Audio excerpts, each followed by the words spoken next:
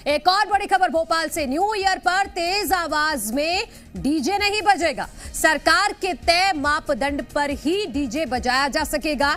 New year पर DJ बजाने के लिए प्रशासन से आपको परमिशन लेनी होगी।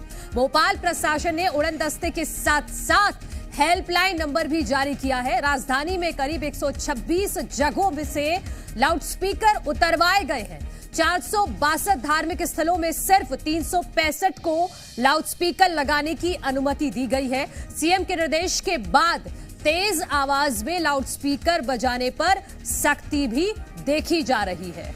तो जी मीडिया संवाददाता अजय दुबे हमारे साथ जुड़े हुए हैं। अजय, इस बात में कोई शक नहीं है कि मुख्यमंत्री सख्त हैं, खासतौर पर तेज आवाज को लेकर, लेकिन ये कैसे तय करेंगे लोग जो अब न्यू ईयर का जश्न मनाएंगे कि उनकी डीजे की आवाज तेज है, उन पर कार्रवाई हो सकती है?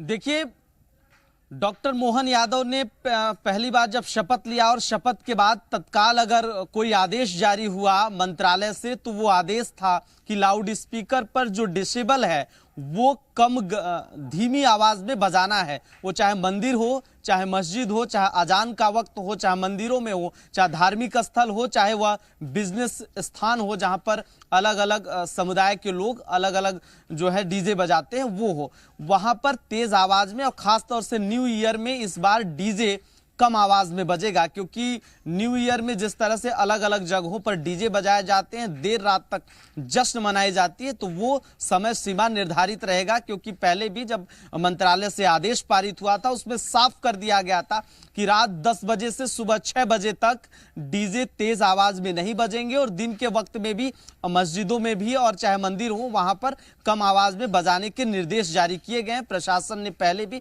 उड़नदस्ता गठित किया था कि अलग अलग जगहों पर जांच करेंगे। कमेटियां गठित की गई हैं कि अगर कोई शिकायत करता है कि तेज आवाज में डीजे या कि लाउड स्पीकर बजाए जाते हैं तो उन पर कार्रवाई भी करेंगे। और कार्रवाई करने के साथ साथ जिला प्रशासन ये रिपोर्ट भी सौंपेगी कि आखिर क्या कार्रवाई की गई। तो अब न्यू ईयर में जो जश्न मनाया जाता था तेज आवाज में डीजे, वो नहीं बजाया जाएगा। अगर कोई शिकायत करता है तो कार्रवाई भी होगी। लेकिन कुछ नए साल में परमिशन को लेकर भी जिला प्रशासन, जैसे भोपाल जिला प्रशासन की बात करें तो अगर आप डीजे बजा रहे हैं तो जिला प्रशासन से परमिशन लेनी होगी।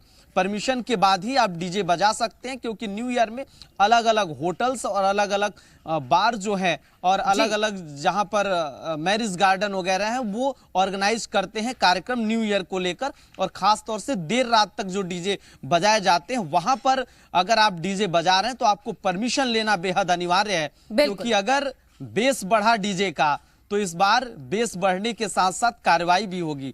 तो बेस इस बार डीजे का बेहद कम होगा। जब न्यू ईयर होगी तो न्यू ईयर के पार्टी में लोग थिरकेंगे, लेकिन आवाज बेहद कम होना चाहिए। ठीक है, लोगों को इससे बहुत शुक्रिया आपका तमाम जानकारी के लिए। तो ये महत्वपूर्ण जानकारी है उन लोगों के लिए कि जो डीजे अपने घर में भी पर्सनली अगर बजाना चाह रहे हैं तो प्रशासन से पहले परमिशन ले लीजिए और समझ लीजिए कि कितने वॉल्यूम पर आप डीजे बजा सकते हैं, नहीं तो आपको भारी पड़ सकता है न्यू ईयर का जश्न।